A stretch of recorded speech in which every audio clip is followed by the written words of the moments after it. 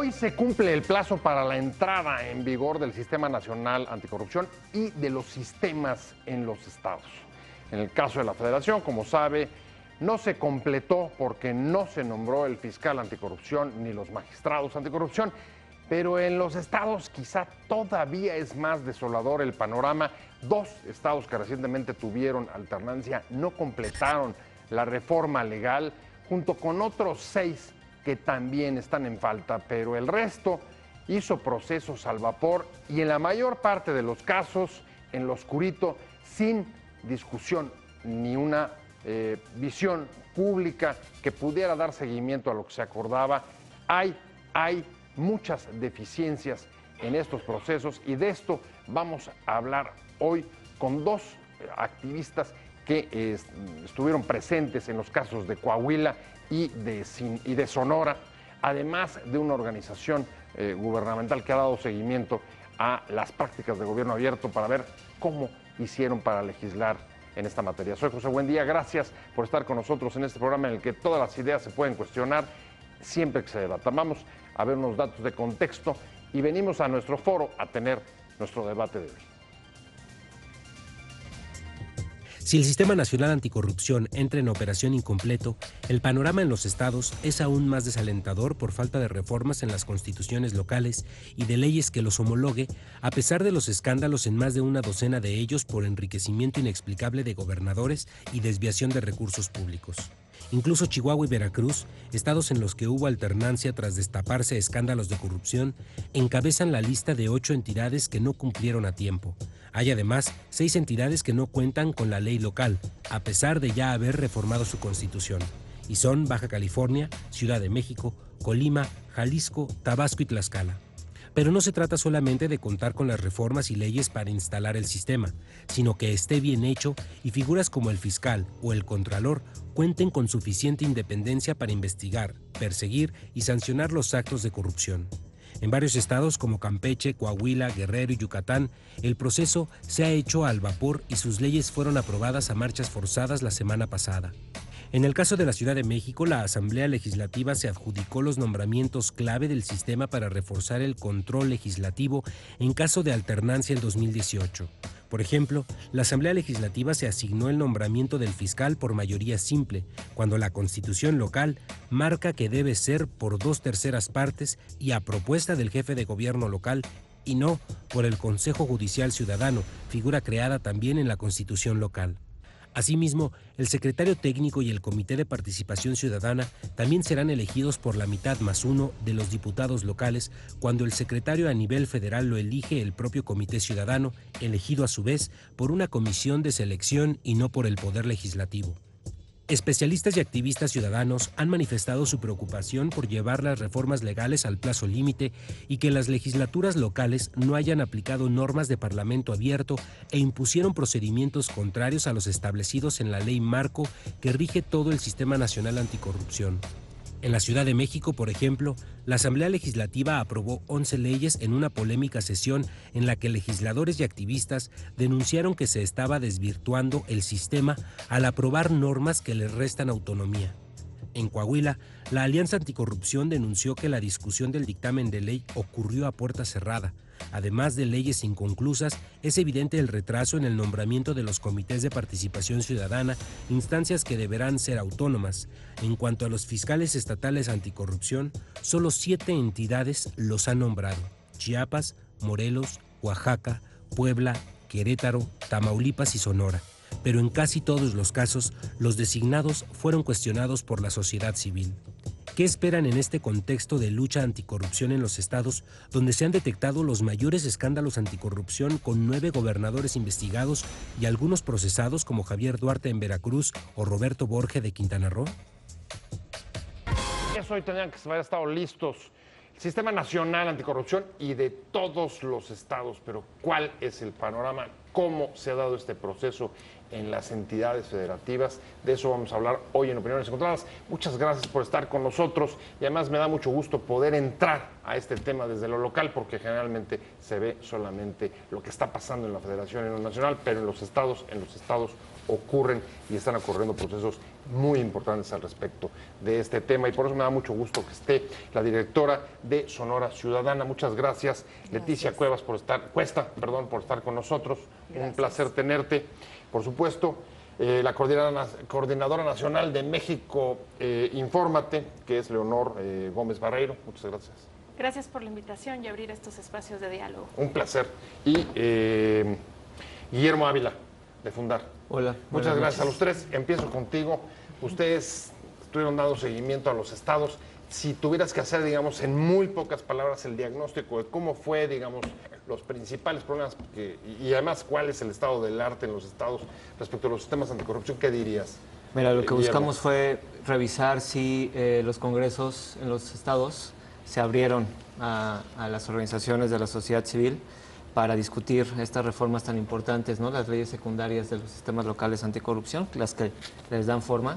Y en términos generales, pues la verdad es que el panorama es muy malo. O sea, no hubo, digamos, el respeto y la implementación de estos principios que denominamos de parlamento abierto en los congresos, ¿no? O sea, congresos cerrados, opacos, sin discusión pública. Con falta de transparencia, con poca rendición de cuentas, ¿no? Que no explican qué es lo que están haciendo y cómo están decidiendo las cosas. Y ahí tienes de todos los partidos, más o menos actuando de forma similar. Sí, digo, en este ejercicio evaluamos 13 congresos con ayuda de 14 organizaciones de la sociedad civil, de la academia empresariales en varios estados. 13 congresos, de los cuales, ¿cuántos con el mismo partido que el gobernador? Pues la mayoría, básicamente, ¿no? O sea, todavía hay muy pocos gobiernos divididos en los estados. Perfecto. En el caso de Sonora, ¿cómo fue este proceso? Porque además, déjame decirte, creo que de los estados que llegaron más tarde al tema fue Sonora. Exacto. Fíjate ¿En dónde están y qué hicieron? ¿Qué hicimos? Bueno, yo creo que en los estados el mayor reto, y ahorita lo comentó Guillermo, fue realmente el poder entrar a la casa, el que esta vez nos permitieran accesar. Y aunque fue difícil, logramos entrar al primer piso. Sin embargo, el segundo piso, que se trataba de discutir, de debatir, de establecer los principios de parlamento abierto, es donde hubo un titubeo. O sea, como los niños, ver pero no tocar. Ver pero no tocar, exacto. Oh, gracias por participar, ¿no? Pero fíjate que algo que pasó en Sonora, y por lo que nos hizo perder tiempo, por lo que tú comentas, es que la legislatura cometió un error al querer aprobar de manera fast track la reforma constitucional que daba cabida a la creación del sistema estatal anticorrupción. Y eso nos llevó a levantar la voz, a exigir que no había sido una reforma ni abierta, ni tampoco estaba a los niveles de la reforma constitucional nacional, y eso nos llevó a perder 6 meses, y empezamos el proceso de discusión de leyes o de intento de discusión de leyes apenas 2018, es decir, en febrero más o menos de este año fue cuando empezamos. O sea, te aventaron todo en 4 o 5 meses. Y todo en 4 o 5 meses. Entonces ya la presión del calendario exactamente nos llevaba a ese fast track, pero no con excelencia. Y todo fue porque desde un inicio querían ellos adelantarse el proceso, o por querer ser los primeros, pero sin discusión, pues hubo tropezones. Creo que en eso puedo determinar que fue parte de los primeros pasos que se iban en esta armonización del sistema estatal anticorrupción en Sonora. Leonor, tú vienes de un estado en donde simplemente los datos de endeudamiento y los escándalos de corrupción son apabullantes. Lo que ha crecido la deuda de Coahuila con los hermanos Moreira es una cosa espectacular. Sí. Al mismo tiempo que los escándalos sobre desviaciones de recursos, y ya no se diga el tema electoral, la desviación, empresas fantasmas, bueno, las mismas acusaciones entre los propios candidatos. ¿Cómo fue este proceso en el caso de Coahuila? Difícil, ¿no? Muy, muy difícil, porque no podemos hablar del sistema estatal anticorrupción sin abordar la coyuntura electoral. O sea, tuvimos a muchos candidatos hablando de este tema con poco conocimiento de lo que significaba. Todos en la política correcta. ¿Quién se opone la aplicación, a la...? ¿no? Entonces siempre la solución va a ser la conformación de este sistema, y justo haciendo pues un análisis de los comentarios que hacían, se dejaba ver que no había un conocimiento amplio de lo que implica la conformación de un sistema anticorrupción. Y otra cosa que creo que es muy importante señalar es que no podemos entender el sistema nacional Anticorrupción sin la conformación de los 32 sistemas locales.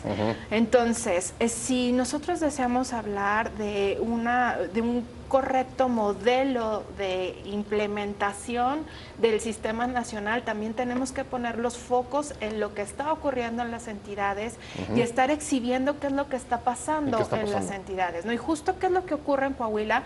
Pues hubo un congreso cerrado, ¿no? Hubo reuniones de comisiones extraordinarias para discutir de a última hora el dictamen de la reforma constitucional.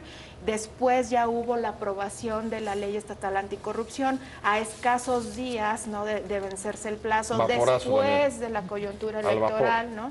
Que eso no tiene que pasar, porque realmente si existiera un verdadero ejercicio de voluntad política, pues esperarías que los diputados, porque hay una fuerte responsabilidad en los congresos, ya estuvieran abonando este tema o ya tuvieron tiempo para trabajar este tema y realmente diseñar algo acorde a las necesidades de las entidades. Otro problema que tuvimos en Coahuila es que de manera inédita se conformó la Alianza Anticorrupción Coahuila, que está compuesta de 109 organizaciones de sociedad civil. Pero ellos enriquecieron la ley modelo de INCO, Transparencia Mexicana y Coparmex. ¿Y qué es lo que pedían? Pues el traje hecho a la medida. O sea, si finalmente son los ciudadanos de Coahuila los que pagan el tema del endeudamiento con sus impuestos, pues ellos querían incluir la figura de revocación de mandato, que no se incluyó, y también querían incluir ser tomados en cuenta para la toma de decisión del fiscal anticorrupción. Entonces es una sociedad civil que se ha mantenido constructiva, que ha observado este proceso y que además ha dado propuestas. Ahora, entonces, interesante, como cada estado tiene sus particularidades, Coahuila quería ir incluso más allá digamos, de las reglas o de las normas propiamente anticorrupción para incorporar participación ciudadana como elementos como revocación de mandato, etcétera. Claro. Y eso no quedó. Ahora, me preocupa un lugar, te tengo que preguntar a ti, porque sé que estuviste metido en la discusión y además eres chilango. Así es.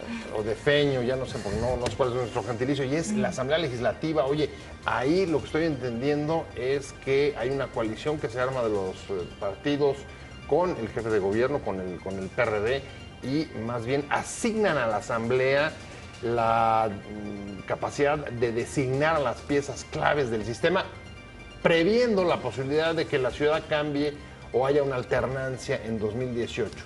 Sí. ¿Sí fue así? No, y en general... Porque la coyuntura de Coahuila se queda corta. Mira, bueno, en efecto, cada entidad tiene sus particularidades. La de la Ciudad de México fue también uno de los ejemplos que evaluamos aquí. Como cualquier otro, no sale bien evaluado. Sale muy bajo, ¿no? El 28% de cumplimiento en general, ¿no? Y hay que decir que, pues hubo bueno, la Asamblea Legislativa del Distrito Federal tiene el logo de Parlamento Abierto en su página de internet y en sus comunicaciones, en sus oficios, ¿no? Pero la verdad es que solamente cumple con Parlamento Abierto en el logo. O sea, no publica sus obligaciones de transparencia, que son obligaciones de transparencia, ¿no? Para este proceso en específico convocó a un par de foros, pero esos foros pues, en realidad no fueron nada sustantivos, ¿no? O sea, no hay en ningún lugar una explicación de cuáles fueron las aportaciones ciudadanas que en realidad no tomaron en cuenta, pero... O sea, peor que en Sonora, ahí ni siquiera le puedes ir, pero no toques. Ni entraron a la casa. O sea, ni al primer piso. Una buena práctica hasta eso es que pusieron un micrositio en internet para recibir, ¿no?, aportaciones ciudadanas mediante esa vía. Pero... ¿Qué nos van a servir a partir de hoy que entran en vigor las leyes, las reformas constitucionales, los sistemas anticorrupción en los estados de la República? ¿Cómo ves, Leticia Cuesta, Sonora Ciudadana? Fíjate que ¿Qué expectativas tienes? ¿Qué puede pasar ahí? Una pregunta, y creo que es una de las preguntas que más nos ha hecho los ciudadanos o las organizaciones que estamos inmiscuidos en esto, es ¿a mí para qué me sirve el sistema estatal anticorrupción? Creo que el brazo que va a ser más fuerte en este sistema estatal anticorrupción van a ser los comités de participación ciudadana. porque quienes van a dar de alguna manera la entrada a esas denuncias ciudadanas, la vigilancia y la presión de que todos los demás actores que conforman el comité coordinador del sistema anticorrupción se pongan las pilas, ¿no? Te estoy hablando de un fiscal anticorrupción, un representante del Consejo de la Judicatura Federal, del titular del Instituto de Transparencia y también obviamente propiamente de la función pública y en el caso de los estados de las Contralorías. ¿Qué es lo que veo yo que aquí va a ser el talón de Aquiles y todavía lo estamos teniendo aparte de la armonización, por ejemplo, que creo que es importante dejarlo muy asentado? Es la no autonomía en los procesos de designaciones públicas. Los procesos de designaciones públicas siguen siendo unos procesos muy acotados, muy cooptados. Por ejemplo, en Sonora quedaron fast track. Se nombraron los fiscales especializados de delitos electorales y de anticorrupción sin convocatoria pública abierta, con una terna de discrecionalidad entregada mediante un oficio a los diputados, y los diputados ya sabían a quién elegir de fiscales. Por parte del titular del Ejecutivo presentó el nombramiento de los 3 magistrados anticorrupción sin explicar las razones por las cuales propone esos perfiles y no otros, y obviamente no hubo ni siquiera ni una discusión. También ahorita tenemos un escenario que el legislativo está muy a favor del Ejecutivo, entonces pues hay acuerdos que se dan. Y creo que eso es lo más grave. ¿Y el comité de participación? Porque todavía no lo estamos, todavía estamos apenas por formarlo, ese todavía no está. Pero creo que eso es lo más grave, Pepe. ¿Por qué? Porque son las personas quienes van a aplicar las leyes. Entonces, si no consideramos perfiles altamente comprometidos, con procesos validados, con convocatorias abiertas, que en verdad se garantice la profesionalización y la independencia del libre ejercicio de cada uno de estos actores, entonces va a estar muy cooptado en la manera en la que van a accionar por mejores leyes que tengamos, ¿no? Entonces creo que aquí la respuesta es que estas designaciones públicas que se están dando en los estados y que de hecho aquí a nivel nacional está atorado lo del fiscal, por ejemplo, por lo mismo, porque quieren un proceso de una manera abierta y también la construcción de un perfil idóneo. Eso va a ser el parteaguas sobre si funciona o no. Además también de que se permita trabajar de manera autónoma y totalmente desvinculada a los comités de participación ciudadana, que hay intentos de golpearlo como a nivel nacional, pero a nivel estatal también tienen que estar muy fortalecidos y de manera independiente. México, infórmate. No es la primera vez que las designaciones se convierten a la hora de bajar los proyectos en los principales obstáculos para que funcionen. Ahí está, lo decía Leticia, en el caso de la Federación, pero también vimos otros intentos, pienso por ejemplo en Quintana Roo, por colocar un fiscal anticorrupción que garantice la impunidad en los siguientes años después de que termine la administración. ¿Cómo fue el caso de Coahuila, por un lado? Y por otro lado, ¿por qué ha habido tan poco escándalo con eso en los estados? Pues yo creo que tendría que existir más participación. Hay que decirlo también que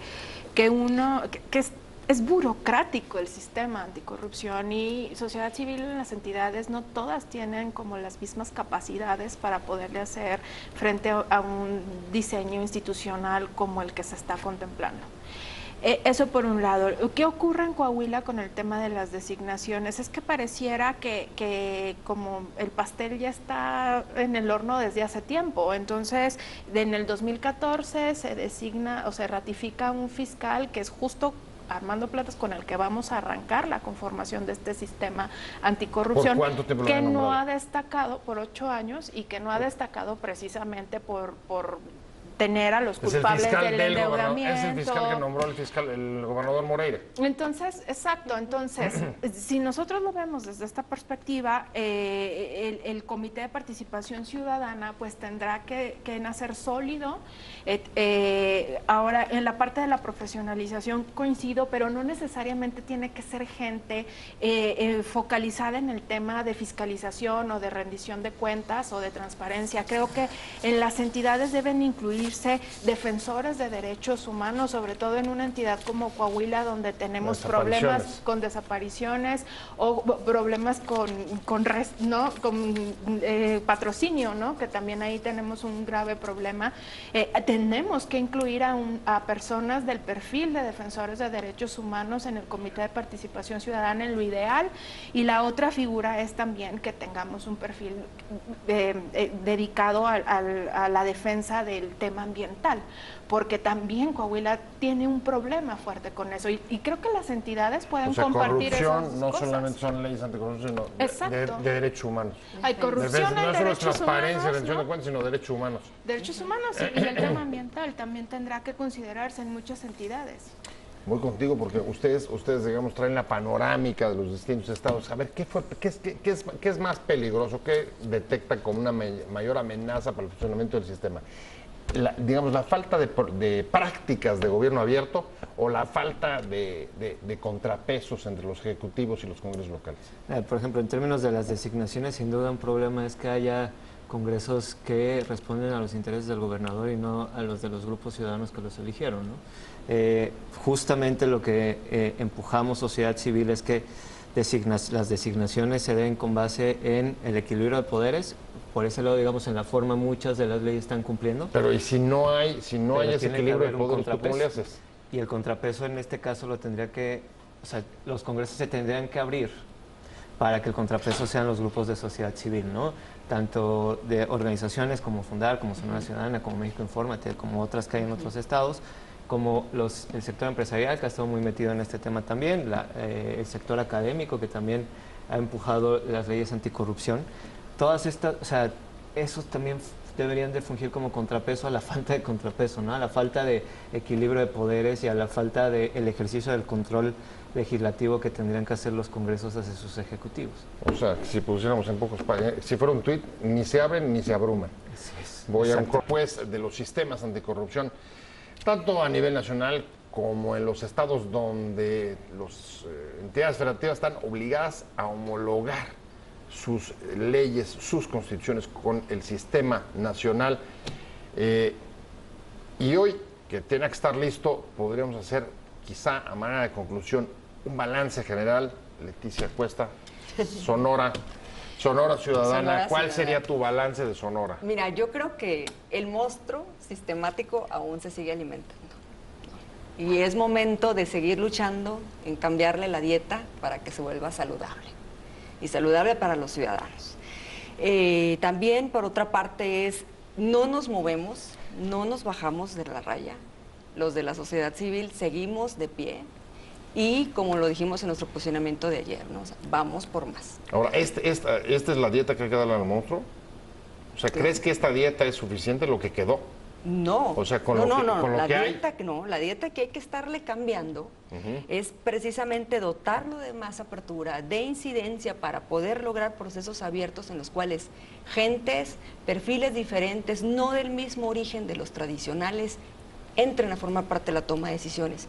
¿Y dónde va a estar la inclusión de la dieta? En los comités de participación ciudadana, porque se va a estar rotando los perfiles cada año, porque Esa se van renovando. Esa es tu próxima escala. Tu próxima escala es lograr que haya integrantes independientes en la designación del Comité de Participación Ciudadana. Porque es el órgano ciudadano y aparte permite la rotación, porque no se quedan, no se quedan todos al mismo tiempo por la misma temporalidad, y permite que haya convocatorias abiertas y que haya la apertura para incluir a más perfiles. Entonces, esa es la manera en que podemos estarle cambiando la dieta a este monstruo sistemático y no seguir en la línea, o sea, no bajarnos de ahí.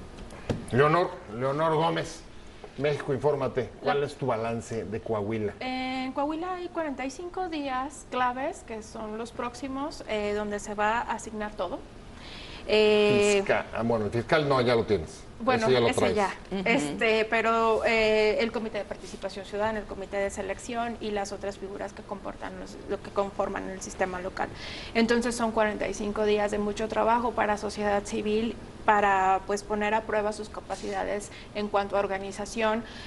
También es tirar vínculos a las organizaciones nacionales para tener este acompañamiento con ellos, ¿no?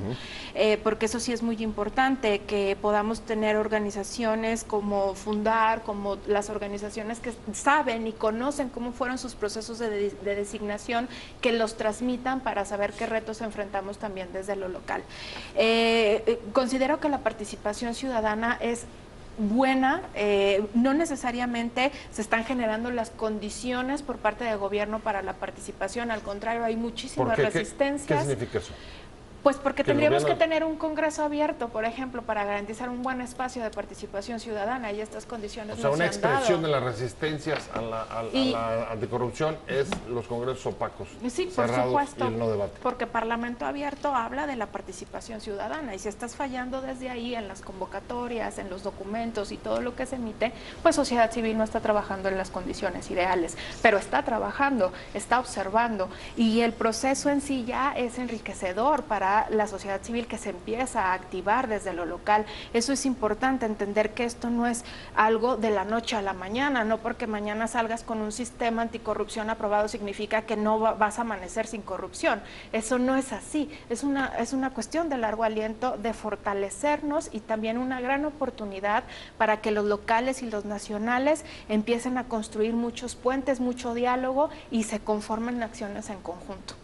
O sea, más masa crítica, digamos, Claro. para observar estos procesos. ¿Cómo ves? ¿Cuál es tu balance, digamos, global de este proceso, digamos, a nivel de los estados? Sí, yo creo que esta es una de las reformas más importantes que hemos tenido en este sexenio, en estas legislaturas. Creo que se está buscando combatir, limitar un problema que es transversal, que se relaciona con muchos otros problemas, ya se mencionó, derechos humanos, medio ambiente, con los graves problemas que tiene el país y cada estado, ¿no? Las violaciones graves a los derechos humanos, la falta de infraestructura, etcétera. Y creo que en ese sentido, el hecho de que la participación ciudadana sea un elemento clave tanto para la construcción de las leyes como para la implementación, nos habla de que estamos tratando de cambiar el enfoque que tenemos en el combate a la corrupción, y precisamente me parece que esa es la resistencia que está enfrentando tanto el sistema nacional como los sistemas locales, ¿no? Les estamos tratando de limitar esa arbitrariedad en el poder a los grupos políticos, y creo que no les está gustando mucho, pero hay que seguir insistiendo, hay que seguir... Una pregunta para los tres, tomando la resistencia. ¿Quién es la principal resistencia? ¿Gobiernos locales, gobierno nacional, partidos políticos? Congresos, gobiernos. ¿Quién es el monstruo sistemático, todo el sistema todavía. ¿Quién es? Todavía. Pues Porque en algunos escenarios La el cadena. Ejecutivo es el que tiene la carga pesada, en algunos son propiamente los congresos, en algunos el Congreso cobija al Ejecutivo o lo solapa, viceversa. O sea, siguen siendo todavía parte de mantener esa estructura por abajo de la mesa para... ¿Quién puede ser? Sí, yo creo que... Resistencia es como el Paso Express. Cuéntame. Sí, exacto, puedes identificar grupos específicos dependiendo del tema, ¿no? O sea, puede ser en algún caso los grupos parlamentarios, que ellos se protegen entre sí mismos, pero luego entre ellos también se tiran, ¿no? Y entonces se alían con algún, o por lo menos buscan legitimar sus posiciones con algún tipo de participación o supuesta participación. O sabes que solamente ligada a ganar campañas electorales. En otro lado están los gobernadores que también buscan posicionar a su gente, a sus grupos, ¿no? Pero también no podemos dejar de lado pues que hay también otros grupos de poder, o sea, no solamente los grupos que tienen un mandato político, ¿no? claro, sí, o sea, lo que se alcanza a ver en el sistema anticorrupción, por lo menos lo que se está viviendo en este momento, sin duda, pues es el Estado, ¿no? Con el Poder Ejecutivo, que también intentan, no ceden el control, cuesta mucho trabajo ceder el control y garantizar ese espacio de participación ciudadana cuando por ley ya está, o sea, no es que estés haciendo un favor, tienes que cumplir y acatar la ley, y ahí es donde está la principal resistencia. Pero ya si hablamos de un combate a la corrupción sin entender, pues, fuera del entramado de este sistema, pues claro, hay muchos actores que están resistiendo. Pero ya ves que no todos cumplen. Ahí está el caso de la Asamblea Legislativa del DF. Hay disposiciones que son contrarias a la Constitución que acaban de aprobar.